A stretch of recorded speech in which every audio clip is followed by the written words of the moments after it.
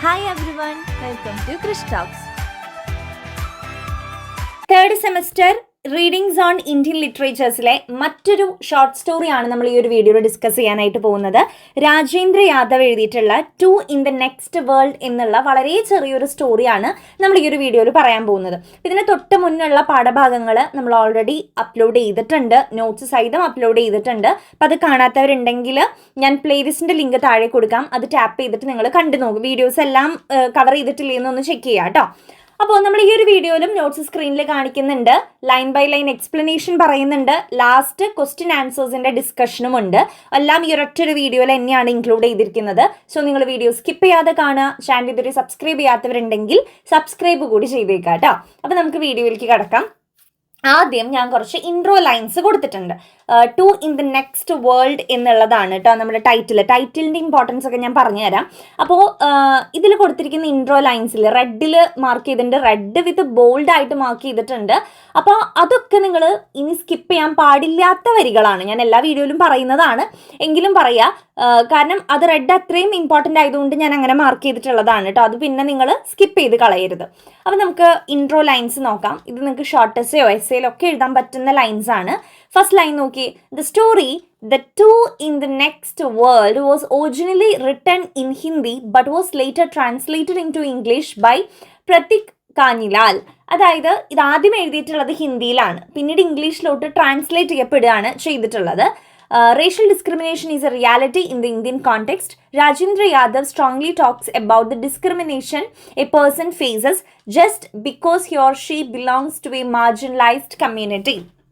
അതായത് ഈ ഒരു പാഠഭാഗത്തിൽ രാജേന്ദ്ര യാദവ് പറയുന്നത് റേഷ്യൽ ഡിസ്ക്രിമിനേഷനെ കുറിച്ചാണ്. ഓക്കെ, നമ്മുടെ ഇന്ത്യയിൽ ഇന്നും നിലനിൽക്കുന്ന കാര്യമാണ് ജാതി മതം എന്നുള്ള ഒരു വിവേചനം, പൈസ ഉള്ളവർ ഇല്ലാത്തവർ എന്നുള്ള വിവേചനം, പഠിച്ചവർ പഠിക്കാത്തവർ എന്നുള്ള വിവേചനം, അങ്ങനെ പലതരത്തിലുള്ള വിവേചനങ്ങൾ, ഡിസ്ക്രിമിനേഷൻസ് നമുക്ക് ഇന്നത്തെ ഇന്ത്യൻ സൊസൈറ്റിയിൽ, നമ്മുടെ ഇന്ത്യ എത്രയൊക്കെ പുരോഗമിച്ചു എന്ന് പറഞ്ഞാലും പല എന്താ പറയുക ഭാഗത്തും നമുക്ക് ഇത്തരത്തിലുള്ള ഡിസ്ക്രിമിനേഷൻസ് കാണാൻ സാധിക്കുന്നുണ്ട്. അപ്പോൾ ഈ ഒരു പാഠഭാഗത്തിൽ അത്തരം ഒരു റേഷ്യൽ ഡിസ്ക്രിമിനേഷനെ കുറിച്ചാണ് ചർച്ച ചെയ്യുന്നത്. ഞാൻ പറഞ്ഞല്ലോ ഇത് വളരെ ചെറിയൊരു സ്റ്റോറിയാണെന്ന് പറഞ്ഞല്ലോ, പക്ഷേ വളരെയധികം പവർഫുൾ ആയിട്ട് എനിക്ക് ഫീൽ ചെയ്തു വായിച്ചു കഴിഞ്ഞപ്പോൾ. കാരണം എന്താണെന്ന് വെച്ച് കഴിഞ്ഞാൽ ഈ ഒരു 1.5 പേജ് അല്ലെങ്കിൽ ഒരു 2 പേജിൽ ഒരു എഴുത്തുകാരൻ എത്രത്തോളം ഡീപ്പായിട്ട് ഡിസ്ക്രിമിനേഷൻസിനെ കുറിച്ച് പറയാൻ പറ്റും, അത് കുറച്ച് ഫണ്ണായിട്ടുള്ള രീതിക്കാണ് ഇതിൽ എഴുതി വെച്ചിട്ടുള്ളത്. വളരെ അത്ഭുതമായിട്ട് തോന്നും നമുക്കിത് വായിച്ചു കഴിയുമ്പോൾ. കാരണം എന്താണെന്ന് വെച്ച് കഴിഞ്ഞാൽ ഈ ഒരു ചെറിയൊരു ഇതിൽ തന്നെ ഒരുപാട് കാര്യങ്ങൾ ഇൻക്ലൂഡ് ചെയ്തിട്ടുണ്ട്. റേഷ്യൽ ഡിസ്ക്രിമിനേഷൻസിനെ കുറിച്ച് ആയിക്കോട്ടെ, ഡവറിനെ കുറിച്ച് ആയിക്കോട്ടെ, സ്ത്രീകൾ അനുഭവിക്കുന്ന പീഡനങ്ങളെ കുറിച്ച് ആയിക്കോട്ടെ, അങ്ങനെ പല കാര്യങ്ങൾ, ഹോസ്പിറ്റൽസിൽ നടക്കുന്ന പലതരത്തിലുള്ള തെറ്റുകളായിക്കോട്ടെ, മരുന്ന് മാറിക്കൊടുക്കുന്ന അങ്ങനത്തെ അവസ്ഥ, അങ്ങനെ എല്ലാം ടച്ച് ചെയ്ത് ഉള്ള രീതിക്കാണ് ഈ ഒരു സ്റ്റോറി ചെയ്തിരിക്കുന്നത്. നിങ്ങൾക്ക് ടെക്സ്റ്റ് ബുക്കിലെ പേജ് നോക്കിയാൽ കാണാൻ പറ്റും, ആകെ 2 പേജേ ഉള്ളൂ ഇത്. പക്ഷെ അതിൽ വളരെ എന്താ പറയുക അടിപൊളിയായിട്ടാണ് ഈ കാര്യങ്ങളൊക്കെ എഴുതി വെച്ചിട്ടുള്ളത്. മനസ്സിലായ ഒരു എഴുത്തിൻ്റെ രീതിയാണ് ഞാൻ പറഞ്ഞിട്ട് അടിപൊളിയെന്ന്. ഓക്കെ, അപ്പോൾ നെക്സ്റ്റ് ലൈൻ നോക്കി. The story also talks about the corrupted social systems and the dowry deaths. സ്ത്രീധനം മൂലം എന്താ പറയുക, സ്ത്രീധനത്തിൻ്റെ പേരിൽ ഒരുപാട് പീഡനങ്ങൾ അനുഭവിച്ച് ലാസ്റ്റ് സൂയിസൈഡ് ചെയ്യേണ്ടി വന്ന സ്ത്രീകളെ കുറിച്ച് നമുക്കറിയാം അല്ലേ. അപ്പോൾ അവരെക്കുറിച്ച് എല്ലാം ഈ ഒരു പാഠഭാഗത്തിൽ ഡിസ്കസ് ചെയ്യുന്നുണ്ട്. Then next, the important line. The narrator of the story is a dead soul belonging to the upper class. There is also another soul, a woman who is also from the upper class. അതായത് ഇവിടെ കഥ പറയുന്ന ആളെയാണ് നമ്മൾ narrator എന്ന് പറയാം അല്ലേ. അപ്പോൾ ഈ ഒരു നരേറ്റർ എന്ന് പറയുന്നത് ഒരു ഡെഡ് സോൾ ആണ്. ഡെഡ് സോൾ എന്ന് പറഞ്ഞാൽ മരിച്ചു പോയ ഒരു വ്യക്തിയാണ്. ആളുടെ ആത്മാവ് കഥ പറയുന്നത് പോലെയാണ് കഥ മുന്നോട്ട് പോകുന്നത്. ആളൊരു അപ്പർ ക്ലാസ്സിൽ പെട്ട ഒരാളായിരുന്നു. ഓക്കെ, അപ്പോൾ ആൾ മരിച്ചു എങ്ങനെയാണ് മരിച്ചത് എന്നുള്ള കാര്യങ്ങളൊക്കെ നമ്മുടെ ഈ ഒരു സ്റ്റോറിയിൽ പറയുന്നുണ്ട്. പിന്നെ മറ്റൊരു സ്ത്രീനെ കുറിച്ച് ഇതിൽ പറയുന്നുണ്ട്, മരിച്ചുപോയ മറ്റൊരു സ്ത്രീനെ കുറിച്ചും പറയുന്നുണ്ട്. ആ സ്ത്രീയും അപ്പർ ക്ലാസ്സിൽ പെട്ട ഒരു സ്ത്രീ തന്നെ ആയിരുന്നു. The narrator says he is in other world. അപ്പോൾ ഈ ഒരു പാഠഭാഗത്തിൽ പറയുന്നത് നരേറ്റർ, കഥ പറയുന്ന ആൾ മറ്റൊരു വേൾഡിലാണ് ഇപ്പോൾ എന്നാണ് പറയുന്നത്. Which means he's dead. അപ്പോൾ അതിൽ നിന്ന് തന്നെ നമുക്ക് മനസ്സിലാക്കാം ആൾ മരണപ്പെട്ടു. നമ്മൾ ജീവിച്ചിരിക്കുന്നവരടങ്ങിയതാണ് ഈ ഒരു ലോകം എന്ന് പറയുമ്പോൾ നമ്മൾ അങ്ങനെയാണല്ലോ. അപ്പോൾ ഇതിൽ നരേറ്റർ പറയുന്നത് അദ്ദേഹം മറ്റൊരു വേൾഡിലാണെന്നാണ് പറയുന്നത്. അപ്പോൾ അതിനർത്ഥം ഈ ഒരു വേൾഡ് അല്ലാത്ത മറ്റൊരു വേൾഡ്, ഈ ഒരു ലോകമല്ലാത്ത മറ്റൊരു ലോകം എന്ന് പറയുന്നത് പരലോകമായിരിക്കാം അല്ലേ. നമുക്ക് അതിൽ നിന്ന് മനസ്സിലാക്കാൻ പറ്റുന്നുണ്ട് ആള് മരണപ്പെട്ടു എന്നുള്ള കാര്യം. He does not know whether it was hell or heaven but sees he has found is in the next world. അതായത് ആള് പറയുന്നുണ്ട് ഇപ്പോൾ ഉള്ള ഈ ഒരു ലോകം എന്ന് പറയുന്നത് നെക്സ്റ്റ് വേൾഡ് എന്ന് പറഞ്ഞല്ലോ, അത് നരകമാണോ സ്വർഗമാണോ എന്നൊന്നും അറിയില്ല, പക്ഷെ അദ്ദേഹത്തിന് അവിടെ വളരെയധികം സമാധാനം ഉണ്ടെന്നാണ് പറയണേ. It is clear that it was mistake by the doctors which killed him. അപ്പോൾ ഇതിൽ അദ്ദേഹം എങ്ങനെയാണ് മരണപ്പെട്ടതെന്ന് പറയുന്നുണ്ട്. അപ്പോൾ ഡോക്ടേഴ്സിൻ്റെ എന്താ പറയുക തെറ്റ് മൂലമാണ് അദ്ദേഹം മരണപ്പെട്ടേ എന്നുള്ളതും നമുക്ക് ഈ ഒരു പാഠഭാഗത്ത് നിന്ന് വ്യക്തമാവുന്നുണ്ട് കേട്ടോ. ഇനി നിങ്ങൾ ലാസ്റ്റത്തെ ബോൾഡ് ചെയ്ത് കൊടുത്തിരിക്കുന്നത് നോക്കിയേ, the title of the story. ഇത് title of the story explain ചെയ്യാൻ പറഞ്ഞിട്ട് ഒരു ചോദ്യം വന്നേക്കാം കേട്ടോ. The title of the story is the two in the next world. The writer portrays two dead souls in the story. അതിൽ two രണ്ട് എന്ന് പറയുന്നത് നെക്സ്റ്റ് വേൾഡിലല്ലേ. നെക്സ്റ്റ് വേൾഡ് എന്ന് പറഞ്ഞാൽ ഞാൻ പറഞ്ഞു മരിച്ചുപോയവരുടെ ഒരു വേൾഡാണ് ഇവിടെ ഉദ്ദേശിക്കുന്നത്. അപ്പോൾ ആ ഒരു ലോകത്തുള്ള രണ്ടാൾക്കാരെ കുറിച്ചും ഇതിൽ മെൻഷൻ ചെയ്യുന്നുണ്ട്. ആ രണ്ടാൾക്കാർ, ഒരാൾ നമ്മുടെ മരിച്ചുപോയ നരേറ്ററാണ്, രണ്ടാമത്തെ ആൾ ഒരു സൂയിസൈഡ് ചെയ്ത ഒരു സ്ത്രീയാണ്. അത് നമുക്ക് വഴിയെ മനസ്സിലാവും അവരുടെ കാര്യങ്ങൾ. The stories narrator is a soul who died on the operating table during the surgery. ഒരു സർജറിയുടെ ഇടയിൽ ആ ടേബിളിൽ കിടന്ന് മരണപ്പെട്ട ഒരു വ്യക്തിയാണ്, അതാണ് നമ്മുടെ നരേറ്റർ. ആളാണ് ഒരാൾ. Then second one is a woman who is committed suicide ചെയ്ത ഒരു സ്ത്രീയാണ് മറ്റൊരാൾ. അപ്പോൾ ഈ രണ്ടാൾക്കാരെയാണ് ടു എന്ന് ടൈറ്റിൽ കാണുന്നത്. Two in the next world, മറ്റൊരു ലോകത്തുള്ള ഈ രണ്ടാൾക്കാർ ആണ് നമ്മുടെ ടൈറ്റിൽ പറയുന്നത് കേട്ടോ. The term next world mentions the after life. After ലൈഫിനെയാണ് ഇവിടെ നെക്സ്റ്റ് വേൾഡ് എന്നുകൊണ്ട് ഉദ്ദേശിക്കുന്നത്. അപ്പോൾ ടൈറ്റിൽ കൃത്യമായിട്ട് മനസ്സിലാക്കി വെക്കുക. ടൈറ്റിലുള്ള ടു എന്ന് ഉദ്ദേശിക്കുന്നത്, രണ്ട് എന്ന് ഉദ്ദേശിക്കുന്നത് രണ്ട് പേരെ കുറിച്ചാണ് അവിടെ പറയുന്നത്. ഒന്ന് മരണപ്പെട്ട നമ്മുടെ റൈറ്ററും, രണ്ട് സൂയിസൈഡ് ചെയ്ത ഒരു സ്ത്രീനെ കുറിച്ചും. ദെൻ ആഫ്റ്റർ ലൈഫാണ് ഇവിടെ നെക്സ്റ്റ് വേൾഡ് എന്ന് ഉദ്ദേശിക്കുന്നത്. The story begins in the place that would be either heaven or hell. നമ്മുടെ കഥ ആരംഭിക്കുന്നത് തന്നെ ഹെവൻ ആണോ ഹെല്ലാണോ എന്ന് അറിയില്ല, അങ്ങനത്തെ ഒരു പ്ലേസിൽ നിന്നാണ് നമ്മുടെ കഥ സ്റ്റാർട്ട് ചെയ്യുന്നത്. കാരണം നരേറ്റർ തന്നെ പറയുന്നുണ്ട് താൻ നരകത്തിലാണോ സ്വർഗത്തിലാണോ എന്ന് അറിയില്ല എന്ന് പറയുന്നുണ്ടല്ലോ. അപ്പോൾ ഈ പ്ലേസ് എവിടെയാണെന്ന് നമുക്ക് ഐഡന്റിഫൈ ചെയ്യാൻ പറ്റുന്നില്ല. അപ്പോൾ നമുക്ക് പാഠഭാഗത്തിലേക്ക് കിടക്കാം. Brothers, I have found ease in the next world. Let's set aside the complicated question of whether this is heaven or hell. Suffice it to say that the doctors bought me my ticket from the hell of this world to that of the next. നമ്മുടെ narrator story start ചെയ്യുന്നത് ഇങ്ങനെയാണ്. സഹോദരന്മാരെ, ഞാൻ വളരെ easy ആയിട്ട് അല്ലെങ്കിൽ അനായാസം ഒരു തരത്തിലുള്ള ഡിഫിക്കൽട്ടും ഇല്ലാതെ ഈ ഒരു പുതിയൊരു വേൾഡിലേക്ക് എത്തിച്ചേർന്നിരിക്കുകയാണ്, അല്ലെങ്കിൽ ഈ ഒരു ലോകം കണ്ടെത്തിയിരിക്കുകയാണ്. Let's set aside the complicated question of whether this is heaven or hell. അപ്പം നമ്മുടെ മനസ്സിലേക്ക് പിന്നെ വരുന്നത് എന്താ? ഹെവൻ ആണോ ഹെല്ലാണോ, നരകമാണോ സ്വർഗ്ഗമാണോ ഇത് എന്നല്ല. ആൾ മരണപ്പെട്ടു, അപ്പോൾ പിന്നെ ഇപ്പോൾ ആളുള്ളത് എവിടെയാണെന്നുള്ളൊരു ക്വസ്റ്റ്യൻ വരും. അപ്പോൾ അത് നമുക്ക് അങ്ങോട്ട് മാറ്റി വയ്ക്കാം എന്നാണ് ആദ്യമേ പറയുന്നത്. കാരണം ഈ doctors bought me my ticket from the hell of this world to that of the next. ഈ ഡോക്ടർമാർ ശരിക്കും എനിക്ക് പോകേണ്ട ടിക്കറ്റൊക്കെ തന്നെ പറഞ്ഞയച്ച പോലെയാണ്. അപ്പോൾ അതാണ് ശരിക്കും പറഞ്ഞ ഹെല്ല്. ഞാൻ ഉണ്ടായിരുന്ന സ്ഥലമാണ് ശരിക്കും പറഞ്ഞ ഹെല്ല്. ഈ ഒരു നെക്സ്റ്റ് വേൾഡിൽ വളരെയധികം ഹാപ്പി ആയിട്ടാണ് നമ്മുടെ നരേറ്റർ ഇരിക്കുന്നത്. It happened like this. അപ്പോൾ എങ്ങനെയാണ് മരണപ്പെട്ടെ എന്നുള്ള കാര്യങ്ങളൊക്കെ നമുക്ക് നോക്കാം കേട്ടോ. It happened like this. I was scheduled to undergo a complicated operation. അപ്പോൾ നമ്മുടെ നരേറ്റർക്ക് ഒരു കോംപ്ലിക്കേറ്റഡ് ആയിട്ടുള്ള ഒരു ഓപ്പറേഷൻ വേണമായിരുന്നു. A government surgeon would handle it. അപ്പോൾ ഒരു ഗവൺമെൻറ് സർജനാണ് അത് ഹാൻഡിൽ ചെയ്യാനായിട്ട് പോയിരുന്നത്. But I learn that he was from the reserved quota. അപ്പം ഞാൻ ഈ സർജനെ കുറിച്ച് അന്വേഷിച്ചപ്പോൾ എനിക്ക് മനസ്സിലായത് ആൾ റിസർവ്ഡ് കോട്ടയിൽ നിന്ന് വന്ന ഒരാളാണ്. ദാറ്റ് മീൻസ് ഒരു എന്താ പറയുക, കുറച്ച് ലോവർ കാസ്റ്റിൽ നിൽക്കുന്ന ഒരാളാണ് എന്നുള്ളത് മനസ്സിലാക്കണം. അപ്പോൾ നമ്മുടെ മരിച്ചുപോയ നരേറ്റർ അപ്പർ കാസ്റ്റ് ആണ് കേട്ടോ. ദെൻ കുറച്ച് പൈസയുള്ള ആളുമാണ്. അപ്പോൾ ആൾ ആ ഒരു സമയത്ത് ഓപ്പറേഷൻ ചെയ്യാൻ പോകുന്നത് ഒരു റിസർവ്ഡ് കോട്ടയിൽ നിന്നുള്ള ഒരാളാണ്, ഒരു എന്താ പറയുക ലോവർ കാസ്റ്റിലുള്ള ഒരാളാണ് എന്ന് നമ്മുടെ നരേറ്റർ മനസ്സിലാക്കാണ്. In the other words there was no question of him being either capable or skilled. അപ്പോൾ നമ്മുടെ നരേറ്ററിൻ്റെ ഒക്കെ ഒരു ചിന്താഗതി എന്താണെന്ന് വെച്ച് കഴിഞ്ഞാൽ, നരേറ്റർ എന്ന് പറയുന്നത് അപ്പർ കാസ്റ്റ് അല്ലെങ്കിൽ കുറച്ച് പൈസ ഉള്ളവരുടെ ഒരു ചിന്താഗതിയാണ് നരേറ്ററിലൂടെ നമ്മൾ നോക്കി കണ്ടത് കേട്ടോ.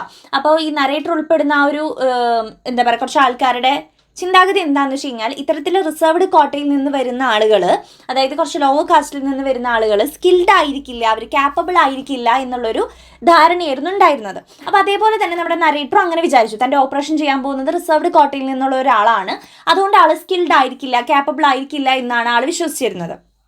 അപ്പോൾ ആ ഒരു കാര്യം ഇവിടെ പറയുന്നുണ്ട്. I saute the protection of A young presentable and clever doctor in A famous nursing home. അപ്പോൾ ഈ ഒരു ഗവൺമെൻറ് ഹോസ്പിറ്റലിൽ നിന്ന് സർജറി ചെയ്യാനായിട്ട് നമ്മുടെ നരേറ്റർക്ക് ഒട്ടും താല്പര്യം ഉണ്ടായിരുന്നില്ല. കാരണം ചെയ്യാൻ പോകുന്നത് സ്കിൽഡ് അല്ലാത്ത, ക്യാപ്പബിൾ അല്ലാത്ത ഒരു റിസർവ്ഡ് കോട്ടയിൽ നിന്ന് വന്ന ഒരു സർജൻ അല്ലേ. അപ്പോൾ അതുകൊണ്ട് തീരെയും താല്പര്യം ഉണ്ടായില്ല അവിടെ നിന്ന് ഓപ്പറേഷൻ ചെയ്യാൻ വേണ്ടി.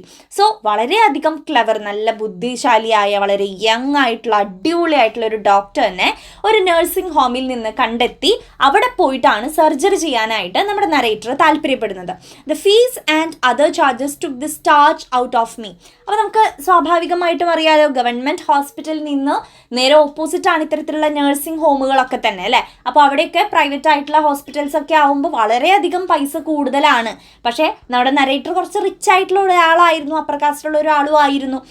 എങ്കിലും ആൾ പറയാണ് ഈ ഒരു നഴ്സിംഗ് ഹോമിലെ ഫീസ്, ചാർജസ് എന്ന് പറയുന്നത് took the starch out of me. Took the starch out of me എന്ന് പറഞ്ഞു കഴിഞ്ഞാൽ എന്താ, ടു ലോസ് എനർജി, അല്ലെങ്കിൽ നമ്മൾ പിഴിഞ്ഞെടുക്കുക എന്ന് പറയില്ലേ, എന്നെ പിഴിഞ്ഞെടുക്കുന്ന പോലെ ആയിരുന്നു അവിടുത്തെ ഫീസും കാര്യങ്ങളും.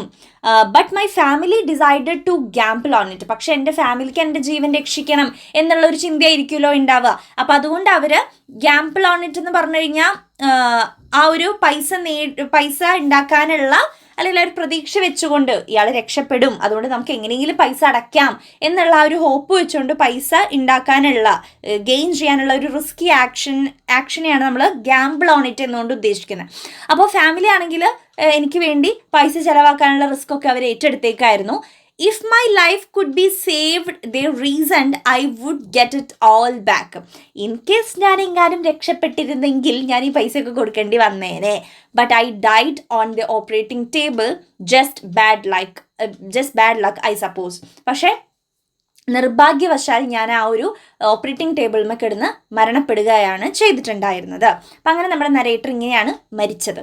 Now in the next world I have learn that the young doctor had made his way through the medical course by greasing palms with lakhs in cash and grabbing the feet of ministers and officers. അതായത് ഇപ്പോൾ വേറെ ലോകത്ത് എത്തിയല്ലോ, മരണപ്പെട്ടു, വേറെ ലോകത്തെത്തി. അപ്പോൾ ഇവിടെ വന്നതിന് ശേഷമാണ് മനസ്സിലായത്, ഇപ്പം നമ്മൾ ഈ നഴ്സിംഗ് ഹോമിൽ വലിയ ക്ലവറാണ്, ഇതാണ് ബുദ്ധിശാലിയാണ്, യങ് ആണെന്നൊക്കെ പറഞ്ഞ് പോയ ഈ ഡോക്ടർ ഉണ്ടല്ലോ, ഈ ഡോക്ടർ ആക്ച്വലി കുറേ അധികം പൈസയൊക്കെ കൊടുത്ത ആൾക്കാരെ നിന്നൊക്കെ പൈസയൊക്കെ കൊടുത്ത് കൈയും കാലും പിടിച്ച് വാങ്ങിച്ച ഒരു പദവിയാണ് ഈ ഒരു ഡോക്ടർ പദവി. അതുമാത്രമല്ല കുറേ മിനിസ്റ്റേഴ്സിൻ്റെ, ഓഫീസേഴ്സിൻ്റെ ഒക്കെ കാല് പിടിച്ച് പൈസയൊക്കെ കൊടുത്തിട്ടാണ് ഇത് നേടിയെടുത്തതെന്ന്. And the day he graduated, he had collected a dowry worth crores and set up this nursing home overnight. അത് മാത്രമല്ല ഇയാൾ ഇപ്പോൾ ഈ ഒരു ഡോക്ടർ പദവി കിട്ടിക്കഴിഞ്ഞാൽ പിന്നെ ഡോക്ടറല്ലേ, അപ്പോൾ വലിയൊരു വീട്ടിൽ നിന്ന് കുറേ അധികം സ്ത്രീധനമൊക്കെ വാങ്ങിച്ച് ഇയാൾ കുറേ കോടിക്കണക്കിന് ഡൗറി വർത്ത് ക്രോസ് എന്നാണ് പറയുന്നത്, കോടിക്കണക്കിന് രൂപ വില മതിക്കുന്ന സ്ത്രീധനം വാങ്ങിക്കൊണ്ട് ഈ ഡോക്ടർ കല്യാണം കഴിച്ചിട്ട് ഒരൊറ്റ രാത്രി കൊണ്ട് തന്നെ കോടിക്കണക്കിന് രൂപ കിട്ടിയില്ലേ. അപ്പോൾ ഒരൊറ്റ രാത്രി കൊണ്ട് തന്നെ ഇയാൾ ആ ഒരു നഴ്സിംഗ് ഹോം പണിയാണ് ചെയ്തത്. അപ്പോൾ ഇതൊക്കെ ഇയാൾക്ക് ഇപ്പം മരണപ്പെട്ട് ഇവിടെ എത്തിയതിന് ശേഷമാണ് മനസ്സിലാവുന്നത് കേട്ടോ. അപ്പോൾ ഇവിടെ ആ ഒരു സ്ത്രീധനം വാങ്ങുന്നത് തെറ്റാണെന്നുള്ളൊരു കാര്യം നമുക്ക് മനസ്സിലായി. പണം കൊടുത്ത് ഡോക്ടർ ആവുന്ന ആ കാര്യങ്ങൾ നമുക്കിവിടെ മനസ്സിലായി. ഓക്കെ, who knows, നെക്സ്റ്റ് നമ്മുടെ നരേറ്റർ പറയാണ്, who knows where he had found the 20 odd doctors who manned it. അപ്പോൾ ഈ ഒരു നഴ്സിംഗ് ഹോമിൽ വേറൊരു 20ഓളം ഡോക്ടേഴ്സും കൂടി ഉണ്ട്. അപ്പോൾ നമ്മുടെ നരേറ്റർ പറയാം, ആർക്കറിയാം ഈ 20 ഡോക്ടേഴ്സിനൊക്കെ എവിടെ നിന്നാണ് കൊണ്ടുവന്നതെന്നുള്ളത് ആർക്കറിയാം. ആ 20 പേരും മേ ബി ആളെ പോലെ ആയിരിക്കാം, അറിയില്ലല്ലോ. അപ്പം അങ്ങനെ പറയാണ്, he must have recruited them in the hope that they would not be like him. അപ്പോൾ ചിലപ്പോൾ നമ്മുടെ ഡോക്ടർ അവരെയൊക്കെ റിക്രൂട്ട് ചെയ്തിട്ടുണ്ടാവുക ഇയാളെ പോലെ ആയിരിക്കില്ല എന്ന് വിചാരിച്ചിട്ടാണ്. the doctor's young wife had committed suicide because she could not extract enough from her parents to meet her husband's needs. അപ്പോൾ ഈ ഒരു ഭാര്യ ഒരു ദിവസം സൂയിസൈഡ് ചെയ്യാണ്. അതിന്റെ കാരണം എന്താണ്? ഈ ഒരു ഹസ്ബൻഡ് എപ്പോഴെപ്പോഴും പൈസ ഇങ്ങനെ ചോദിച്ചുകൊണ്ടിരിക്കുക. ഹസ്ബൻഡിന്റെ ഓരോ ആവശ്യങ്ങൾ നിറവേറ്റാൻ വേണ്ടിയിട്ട് പാവം പാരൻസിന്റെ അടുത്ത് നിന്ന് പൈസ വാങ്ങിച്ചുകൊണ്ടിരിക്കുകയാണ് ഭാര്യ. അങ്ങനെ വാങ്ങാനായിട്ട് നിർബന്ധിതയാവുകയായിരുന്നു. ഒട്ടും സഹിക്കാൻ പറ്റാതാണ് ഈ ഒരു സൂയിസൈഡ് ആ ഒരു ഭാര്യ ചെയ്തിട്ടുണ്ടായിരുന്നത്. അപ്പോൾ ആ ഒരു ഗാർഹിക പീഡനം അതുണ്ടായിട്ടുണ്ടാവാം, സ്ത്രീധനത്തിന്റെ പേരിലുള്ള പീഡനം ഉണ്ടായിട്ടുണ്ടാവാം, സ്ത്രീധനം ഇനിയും പോരാ എന്നുള്ളത് കൊണ്ടൊക്കെ അങ്ങനെ വീണ്ടും വീണ്ടും പാരൻസിൻ്റെ അടുത്ത് ഈ ഭാര്യനെ കൊണ്ട് ചോദിപ്പിച്ചിട്ട് ലാസ്റ്റാണ് ഈ ഒരു ഭാര്യ സൂയിസൈഡ് ചെയ്യുന്നത്, ഒട്ടും പറ്റാണ്ട്. അപ്പോൾ ഇത്രയും കാര്യങ്ങൾ നമുക്ക് ആ ഒരു സെൻറ്റൻസിൽ നിന്ന് തന്നെ മനസ്സിലാക്കാൻ സാധിക്കുകയാണ്. പക്ഷേ ഭാര്യ സൂയിസൈഡ് ചെയ്തു. പിന്നെ നടന്ന കാര്യം എന്താ? The day the doctor operated on me he also made an alliance with a highly placed and prosperous family for his second marriage. അപ്പം എൻ്റെ ആ ഒരു ഓപ്പറേഷൻ നടക്കുന്ന ദിവസം തന്നെയായിരുന്നു ആള് ഭാര്യ മരിച്ചിട്ടുള്ളൂ. അപ്പോഴേക്കും രണ്ടാമത് ഇതിനേക്കാൾ അടിപൊളിയായിട്ട് സ്ത്രീധനം കിട്ടുന്ന ഒരു ഫാമിലിയിൽ നിന്ന് കല്യാണം കഴിക്കുകയും ചെയ്തു എന്നാണ് പറയുന്നത് കേട്ടോ. And yes the drugs which he had prescribed for me were fake. പിന്നീട് ഞാൻ മനസ്സിലാക്കിയ കാര്യം ഒരെണ്ണം ഇതാണ്, എനിക്ക് ആള് എഴുതി തന്ന മരുന്നുകളും ഫേക്ക് ആയിരുന്നു എന്നുള്ളത്. Okay, they were from a chemist shop conveniently located on the nursing home. അപ്പോൾ ഈ ഒരു നഴ്സിംഗ് ഹോമിന്റെ ഉള്ളിൽ തന്നെയുള്ള ഒരു മെഡിക്കൽ ഷോപ്പാണ്. അവിടെ നിന്നാണ് മരുന്നുകൾ വാങ്ങിച്ചത്. അപ്പോൾ ആ ഒരു മരുന്നുകളൊക്കെ തന്നെ വളരെ ഫേക്ക് ആയിട്ടുള്ള മരുന്നുകളുമായിരുന്നു.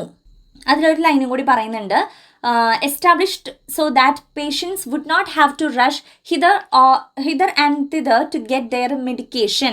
So you see, I was fated to die. അതായത് ഇവരുടെ ആ ഒരു നഴ്സിംഗ് ഹോമിൻ്റെ ഉള്ളിൽ തന്നെയുള്ള ചെറിയൊരു മെഡിക്കൽ ഷോപ്പ് സെറ്റപ്പാണ്. അപ്പോൾ അവിടെ മരുന്നുകളൊക്കെ വളരെ ഫേക്ക് ആയിട്ടുള്ള മരുന്നുകളാണ് എഴുതി കൊടുത്തിട്ടുണ്ടായിരുന്നത്.